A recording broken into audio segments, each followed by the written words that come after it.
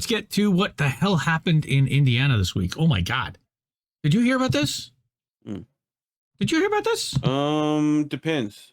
I'd have to think about what it is first. Toxic chemical fire. Hear about this. Fire.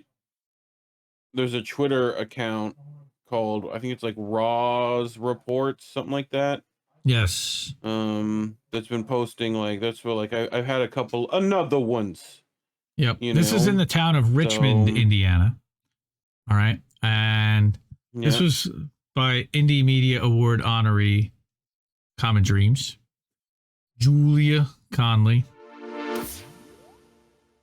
I built this house, Julia.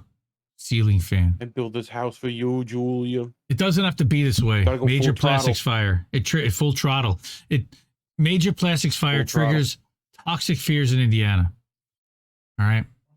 So officials in the city of Richmond, Indiana said Wednesday that a fire that broke out at a plastics facility Tuesday is expected to continue burning for several days, sending huge plumes of black smoke that doubtlessly contain toxins into the environment there. Authorities have not released the name of the business owner or the company, but the New York Times reported that the complex was formerly owned by Hofco Comet Industries, which produced garden and lawn motors before closing in 2009. The facility is now used to store large amounts of plastic for resale and recycling, but they won't tell you by whom. That's weird.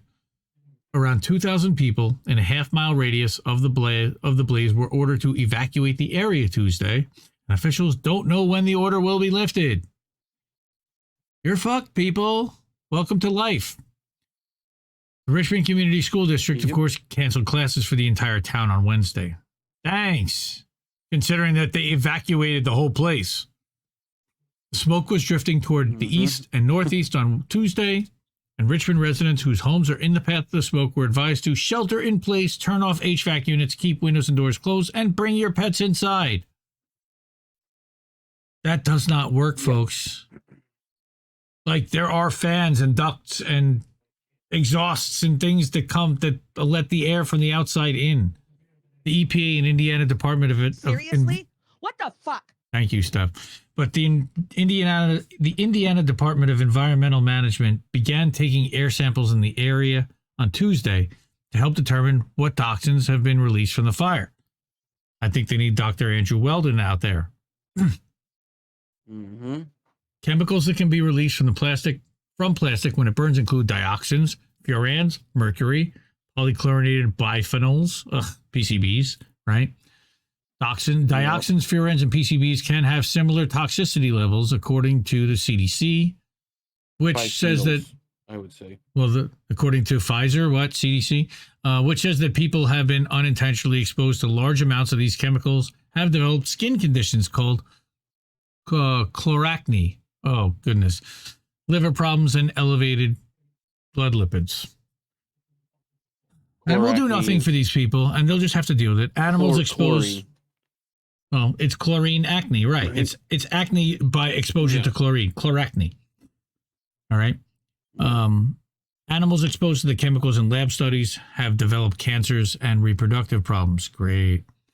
Exposure to high amounts of mercury can rapidly cause serious lung damage, and low concentrations can cause neurological disturbances, memory problems, skin rash, and kidney abnormalities, according to CDC.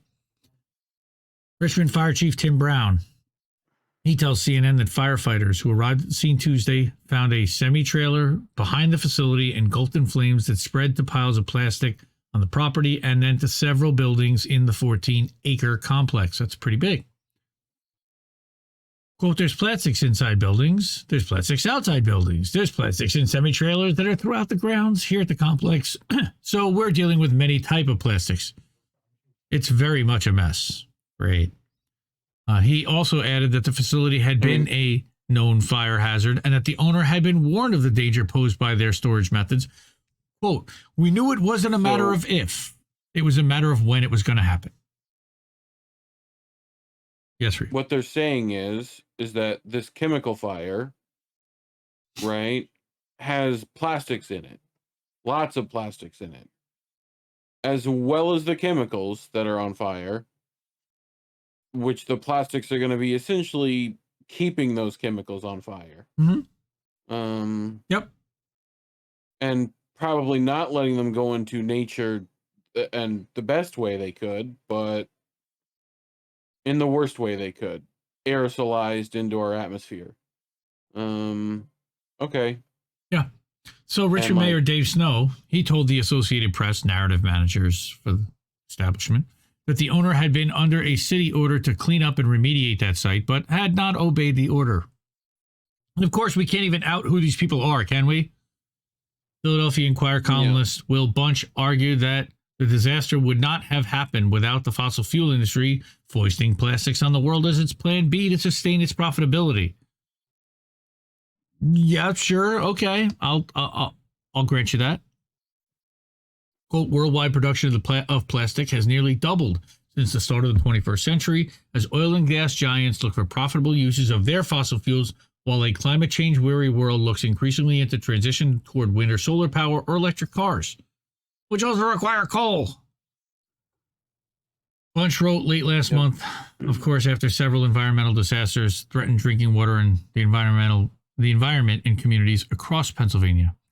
It's only 18 seconds. That is intense.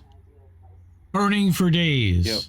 That black smoke, I would not want to be breathing that. Is going to be... No, I mean, that black smoke is going to be... That usually means... I would not want my kids breathing that. Hydrocarbons. Yeah. No bueno.